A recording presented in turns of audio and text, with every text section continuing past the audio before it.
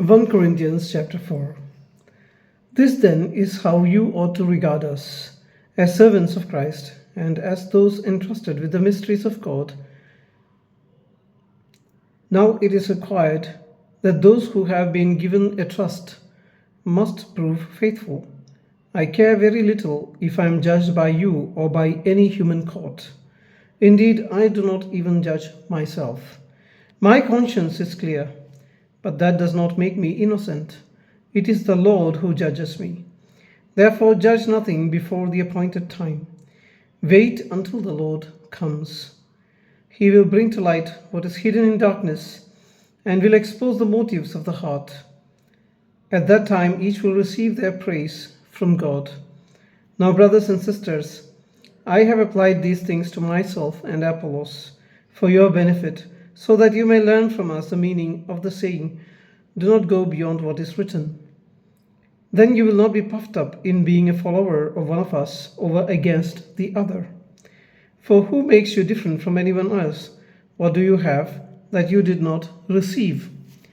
And if you did receive it, why do you boast as though you did not?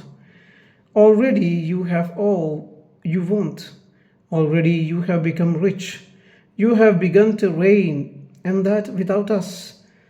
How I wish that you really had begun to reign, so that we also might reign with you.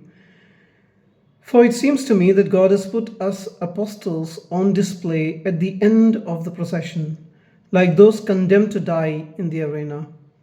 We have been made a spectacle to the whole universe, to angels as well as to humans. We are fools for Christ, but you are so wise in Christ.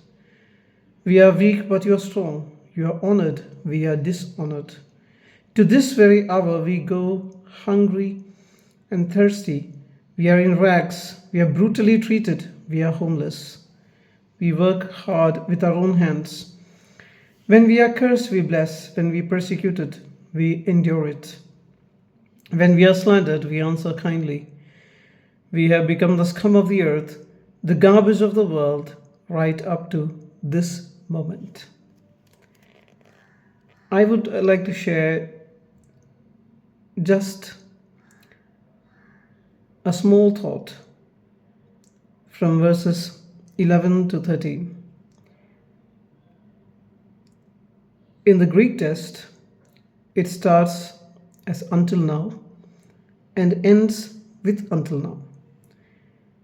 Apostle Paul is describing his condition and the condition of Apollos to his friends who are in Corinth. He is warning them not to judge their apostleship based on what they see on the outside. He is warning them and also beseeching them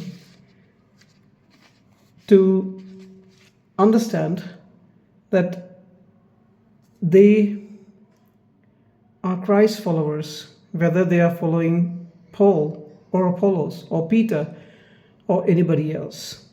There is no need for division among them. So here Paul is saying about their condition in this particular passage, where from 11 to 13, I'm choosing this portion because it starts with an until now in Greek and ends with an until now in Greek. And all those things in between are arranged in a beautiful sequence. So if I were to show you, you could see my notes here. This is a kind of an inclusio with until now at the top and until now at the bottom. So I don't know about the visibility or the clarity, because it may appear as upside down also. But here it is, until now and until now. These two places. I'll read it out for you. Until now, he says, we are hungry, we are thirsty, we are poorly clothed, we are brutally treated, and we are homeless.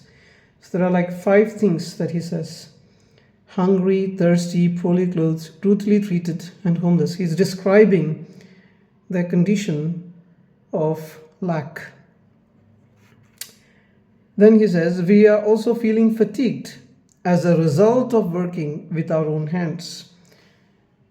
So it's a result clause. We are feeling fatigued not because we are doing nothing, not because we are wandering about and doing things that are not related to the kingdom of God. We are feeling fatigued as a result of working with our own hands. So, though we are dispensing the gospel, we are doing it for free. And when we have time, free time, we are doing more than ministry. We are working with our own hands. Again, he says, during those times, what happens? They are vilified, persecuted, defamed, and what he does as a response. And these are 3 temporal clauses which come after those things that are mentioned in series like hungry, thirsty, poorly clothed, brutally treated, and homeless and fatigued. So there are 3 temporal clauses. While we are vilified, we bless. While we are persecuted, we endure. While we are defamed, we implore. It could also be as we are vilified, or we are being vilified, and we bless. As we are persecuted, or we are being persecuted, we endure the persecution. As we are defamed, or we are being defamed, we implore, we talk kindly. And then he says, we are treated just as rubbish of the whole world. Rubbish, scum. And the word meaning of those individual words that are used, 2 words are used for this rubbish in the same verse.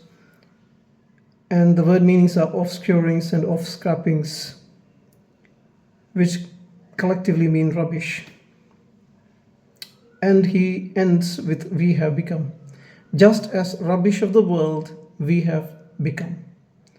So it's a kind of an inclusio with a chiastic structure. In the beginning there is until now. In the end there is until now. And then we are hungry, thirsty, poorly clothed. That's how the beginning part goes. And the part from below upwards is we have become. So we are, we have become. We have become. And in between, perhaps in a chiastic structure, many people say, like many scholars say, that the most significant points are given in the middle part. So in the middle part, he is talking about feeling fatigued as a result of working with his hands. He is dispensing the gospel, and because he does not want the gospel to be demeaned by people, people say that he is doing it for his sustenance. He is working, he and Apollos both are working with their own hands. And they don't want the gospel to be tarnished in any way. So when they are vilified, it's not when, it is as they are vilified. Or it's something that is ongoing. It is not given in an aorist or a past tense. It is given in a present tense to say that we are being vilified. Like right now, we are being vilified. People are insulting us. And as it is happening, we are blessing them instead of insulting them back. As we are being persecuted, as it is happening right now, we are being persecuted. We are dispensing the gospel for free, but still we are being persecuted, and we endure the persecution. We endure. The word endure has a lot of depths to it, but in this message I cannot go into it. I'm just giving you that outline. When or while or as, it's basically ongoing sense. The aspect of continuous, it is happening right now. We are being defamed, and we implore, we talk kindly. It's a simultaneous action. As it is happening, we are doing this in return. It's not like, okay, somebody defamed us many years ago, somebody persecuted us many years ago, somebody vilified us many years ago, and we are now blessing them or enduring or imploring. No, that's not the sense. The sense is, it is happening right now. Right now, they are vilifying us. And even as they are vilifying us, persecuting us, defaming us, in return, we are giving blessings and we are imploring, we are talking kindly to them so that if there is any misunderstandings, we can correct them. And we are enduring the persecution. And as a result of all these things, we have become like rubbish. So in the beginning, he says, we are hungry, thirsty, poorly clothed, brutally treated, homeless, like we are poor. That's the sense. We are poor for the sake of Jesus Christ. And in the end, he says, we have become like rubbish. Now, poor is one sense. Rubbish is another sense. Rubbish means something that is not required, something that is waste, something that people will throw away. So this until now, Paul says, because Paul is saying that you think you are wiser than us, you are richer than us. Materially, of course, you have become richer. You may be considering yourself as wiser. But we, the people who brought this gospel to you, until now, from the beginning till now, we are in this condition. We were in a condition of poverty, but now we are in a worse condition. We are not even required. Even you don't need us. We are like rubbish to you. Even you think that, why is this guy coming to the Corinth church? Maybe he's coming to take some money from us. So when Paul says we have become rubbish, the sense is from the world's perspective, not from the perspective of God. From the world's perspective, we are like rubbish until now. We have not taken any great names, fames, any great titles. We have not, like eventually the Pope will become the ruler of the world. But Paul was not a ruler of the world. He did not take any worldly titles for himself. He had all the right to do so if he wanted to. But he wanted to display Christ. He wanted the gospel to be pure. He did not want it to be tarnished. He wanted to display the Christ who came to serve and sacrificially share his life with others. So that is the sense that Paul is conveying when he talks about it. He says that you think that we are not great apostles, but you forget we are the ones who brought this good news to you. And you think that we have no value. We, because of all these factors of our poverty, and despite working with our own hands, you, among others, are cursing, vilifying, persecuting, defaming us. Still we endure, we bless, we answer kindly, and we have become the scum of the earth. We have become the scum of the earth. From the world's perspective, we are like scum. But wait a minute, there are two more things which I'll come into in detail in the next message, which are in the beginning. He says, chapter 4, verse 6, that he is a steward of God's mysteries, not only him, but also Apollos. This then is how you ought to regard us, as servants of Christ and as those entrusted with the mysteries of God.